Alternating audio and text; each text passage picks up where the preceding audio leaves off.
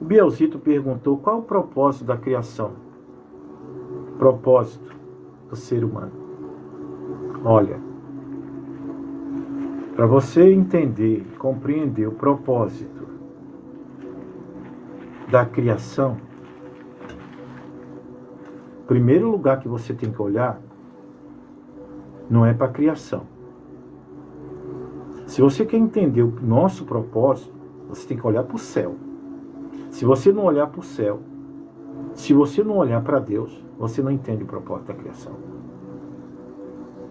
Porque o propósito de criar ser humano não nasceu na terra, nasceu no céu. Nasceu lá. Porque o céu foi corrompido por Lucifer. O céu foi corrompido de tal forma por Lucifer que Deus teve que se ausentar dele. Teve que sair dele. Porque a base de Deus é justiça. Ele consome o pecado. Ele destrói o pecado mesmo sem querer. Tudo que é ruim, pecaminoso, que se aproxima de Deus, é eliminado por ele. Então, a misericórdia de Deus nasceu no céu. A benevolência dele nasceu no céu. O amor dele nasceu no céu. Alguém vai falar, mas como? Nasceu no céu quando ele sai desse céu, porque estando nele, tudo que há de ruim nele ia ser destruído. Então ele se ausenta do céu. Enquanto que seus anjos lutam contra Lucifer, fazendo com que ele caia desse céu e desça como um cometa em direção às trevas, porque não existia espaço, existia o abismo. O abismo iria se tornar o espaço. Ele vagava nesse abismo, como um cometa caindo do céu. E Deus veio para a terra. A terra era sem forma e era vazia. E ele pairava sobre o espelho de água, observando a terça parte do céu, caindo, encabeçando esse cometa, Lucifer, e no rabo dele a terça parte dos anjos. Agora você imagina o Criador, o Pai de todas as coisas, contemplando isso sobre o espelho de água de uma terra sem forma e vazio. Ele olha através do espelho de água e observa que abaixo do espelho de água há pedra, a areia e há barro. Ele olha para o vil material que é o barro. E na mente desse Deus Todo-Poderoso já tinha um projeto e um plano. E ele vai colocar em prática. A palavra de Deus vai falar que ele não volta para esse céu. Não. Não volta para esse céu. O céu foi corrompido. O céu foi corrompido. Ele está na terra. E ele está dando forma ao planeta chamado planeta Água. E o barro que ele viu através do espelho de água, ele vai tomar em sua mão no 6º dia. E vai modelar o homem segundo a sua imagem. Façamos o homem segundo a nossa imagem e semelhança. E assim ele o fez.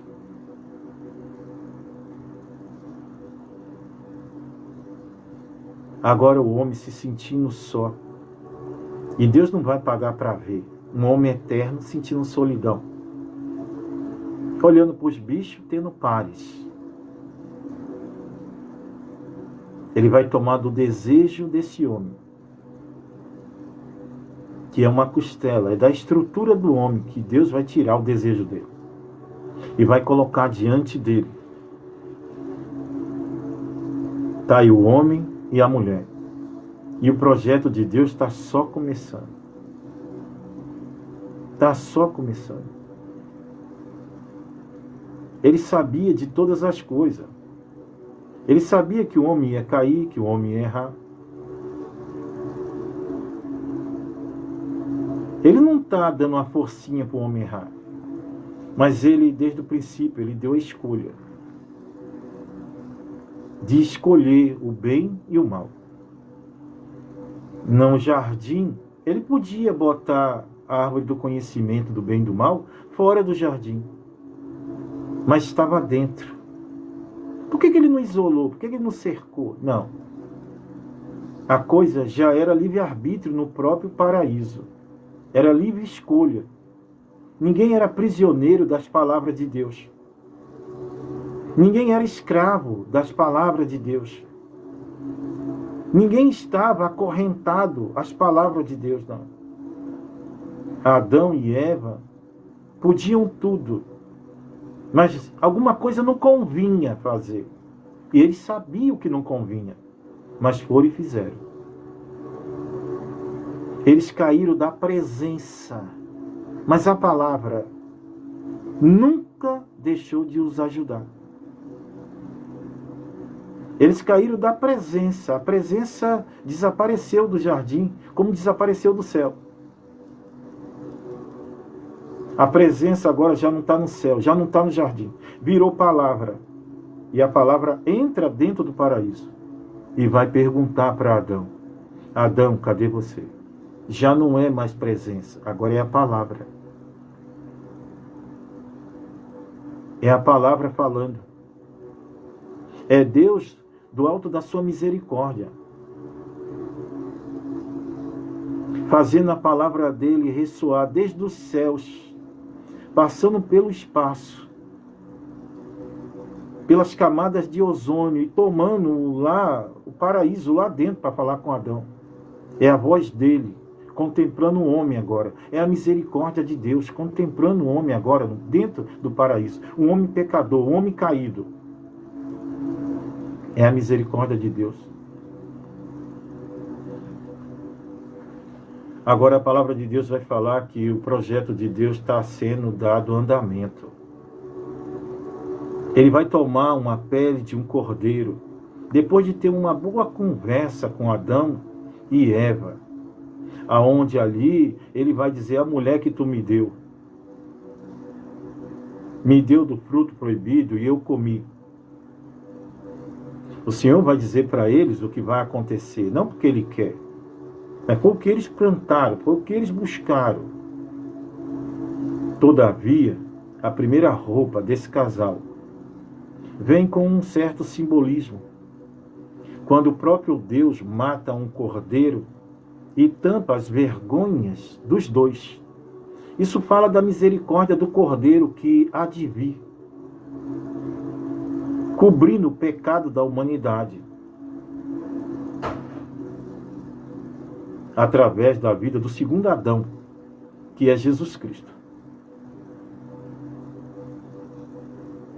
A palavra de Deus fala de que vão passar 400 anos de inimizade no Egito, o povo cativo, depois de Noé, depois dessa nova aliança com Noé, vem um povo cativo no Egito, 400 anos. O Senhor enviando líderes, profetas, juízes. Nenhum deles tem êxito. Nenhum deles consegue êxito de moralizar a humanidade para que um dia possa se encontrar com Cristo. Eles não compreendem muito bem as Escrituras, não compreendem muito bem o falar de Deus. É um povo de dura serviço. Mas no Novo Testamento, a promessa do Messias acontece. Nascido de uma mulher, tomando a carne do erro e do pecado. Ele vai resumir tudo o que foi falado nos juízes, nos profetas. Ele vai resumir nele mesmo. Os mandamentos, que eram 10, agora ele se resume em 2. Amar a Deus sobre tudo e a teu próximo como a ti mesmo. Se tu fizer isso, tu cumpriu a lei e os profetas. A inimizade é cancelada quando ele se dá como um cordeiro mudo na cruz do Calvário. O véu que separava a humanidade da amizade para com Deus é rasgado de cima a baixo. É o próprio Pai que rasga. Agora, através do sangue expiador de Jesus Cristo, o Cordeiro imolado, não mais o Cordeiro do sacrifício contínuo, que agora é deposto por esse sacrifício mais excelente, que o Pai aceita o próprio Filho, morto na cruz, por amor de cada um de nós. Ele aceita. Agora, esse sacrifício é um sacrifício eterno. O sangue de Cristo fala muito mais do que o sangue de Abel diante de Deus. O véu é rasgado. Nossas orações agora são ouvidas diretamente para com Deus. Não é necessário um sacerdote, um intercessor humano, entrando e saindo dentro do Santo do Santo, o que se acontecia somente uma vez ao ano. O homem deveria ser santo, separado, consagrado. E se algum mal tivesse nele, ele morria naquele mesmo instante que entrava. Hoje, homens e mulheres pecadores, por um testamento muito mais elaborado, por uma graça efetiva, que não é a lei doente, mas é uma graça plena, baseada no amor e na misericórdia e no perdão. Nós somos remidos pela misericórdia de Deus. E a pessoa perguntou, qual é o sentido da criação? Por que fomos criados? As coisas é por Ele e para Ele. Nós não fomos criados para nós mesmos. Ele veio resgatar o que é dele.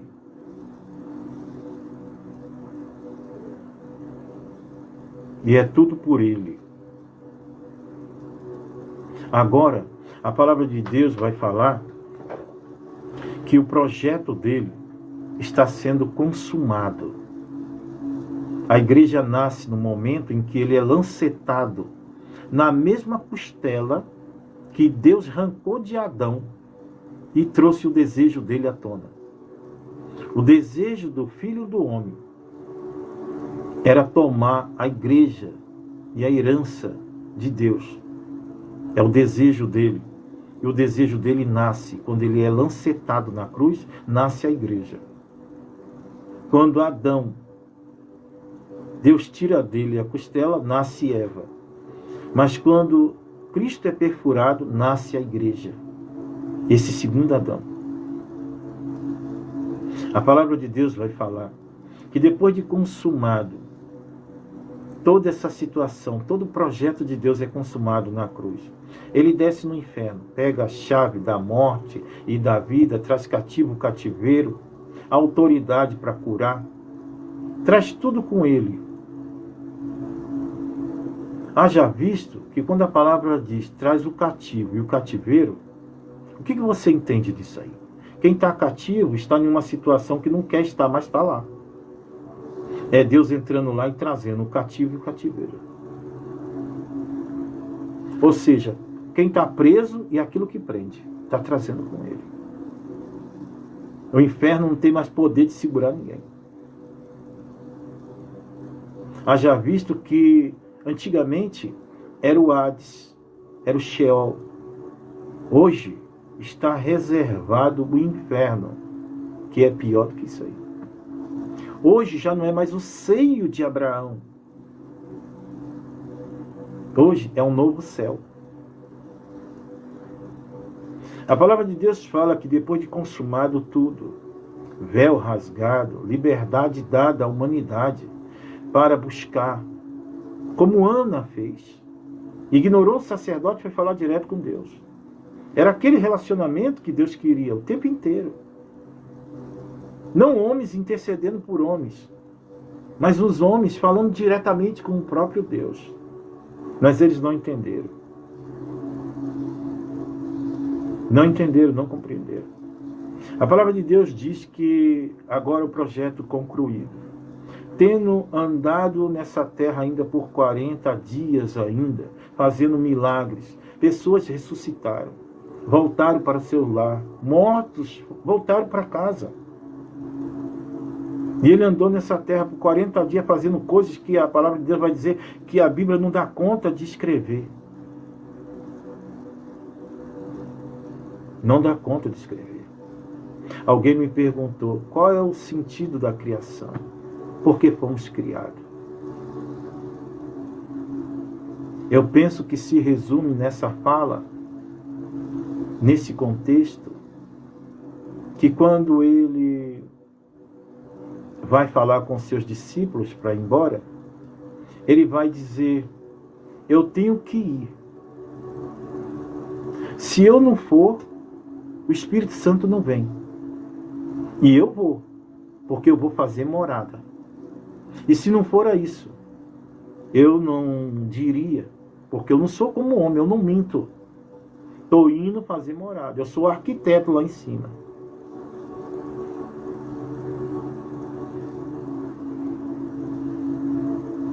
Esse é o sentido da criação. O Senhor nos criou para povoar o céu. Se você não acreditar nisso, você não vai acreditar em mais nada.